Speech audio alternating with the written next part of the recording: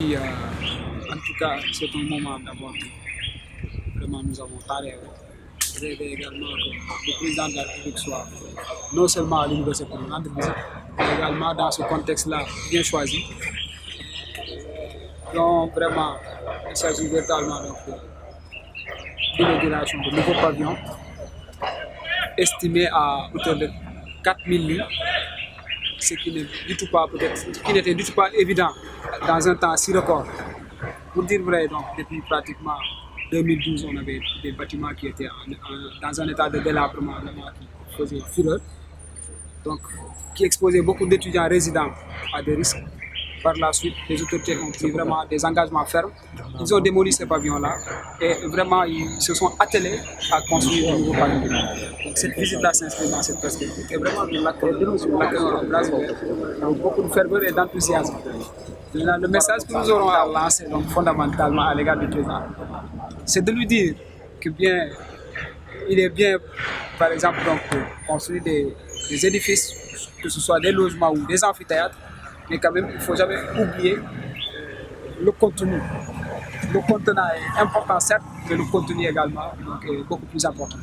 Ces étudiants-là, aujourd'hui, qui doivent loger ces pavillons-là, pour qu'ils puissent en même temps étudier dans de très bonnes conditions, il va falloir véritablement qu'il y ait donc, le minimum précipité, que ce soit du côté du paiement des bourses. Parfois, ça accuse beaucoup de retard et ça suscite d'énormes problèmes. Pratiquement la quasi-totalité de nos manifestations ont pris source à travers le retard de paiement de bourse. Vous voyez, donc, toutes ces questions-là réunies, très sincèrement, nous voulons appeler le président là-dessus et parler avec lui. Au-delà de ce fait, après nos manifestations, ou à chaque fois quand on manifeste, nous les faisons dans la rue, mais nos camarades sont repoussés jusqu'à leur dernier retranchement et on leur ôte la vie. Ça n'a pas débuté dans le régime du président Macky Sall, quoi qu'on dise, c'était depuis pratiquement les années 68 jusque-là. Nous, on a été pratiquement de la génération de Bassirou Faye et de Serigne Fallou Sène. On profite de cette occasion-là pour dire au président que nous attendons toujours que justice soit faite notre camarade et que la bavure policière cesse à jamais, parce que c'est devenu un cancer. L'étudiant n'est pas celui-là qui doit toujours être exposé à des grenades lacrymogènes ou à des pistolets peut-être qu'on va tirer à bout portant. Donc ça, c'est un message fort que nous devons lancer à son égard. Peut-être au-delà, lui dire que nous ne sommes pas seulement ceux-là qui font des revendications, mais également nous profiterons de cette occasion-là, de cette visite-là, pour laver l'image de l'étudiant. Parce que Macky il a beaucoup réalisé ici, à l'UQAT, notamment aussi dans les autres universités. Raison pour laquelle le président doit être là. Ne serait-ce que pour les réalisations qu'il a eu à faire à l'université Anta Diop de Dakar.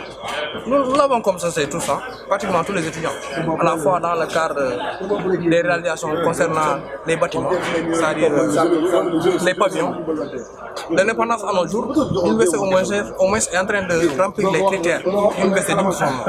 Aujourd'hui, le président va réceptionner 4000 et quelques au sein de l'université Anta Diop de Dakar, qui est une chose vraiment que tous les étudiants doivent saluer.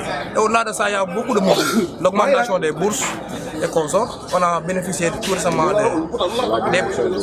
la diminution des tickets. Et au-delà de ça aussi, il y a des ambulances qui ont été réceptionnées au sein de toutes les universités.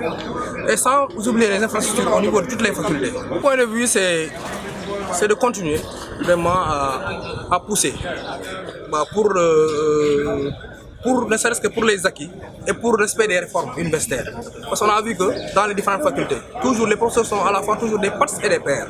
Et PATS, c'est des personnels administratifs techniques services, en même temps des personnels enseignants de recherche. Et cela n'est pas prévu par les réformes.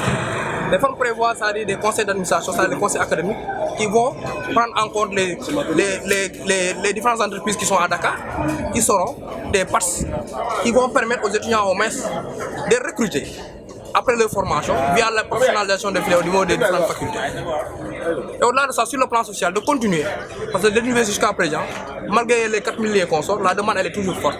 De continuer à construire de nouveaux pavillons consorts et aussi à recruter des enseignants aussi, des professeurs au niveau des différentes facultés.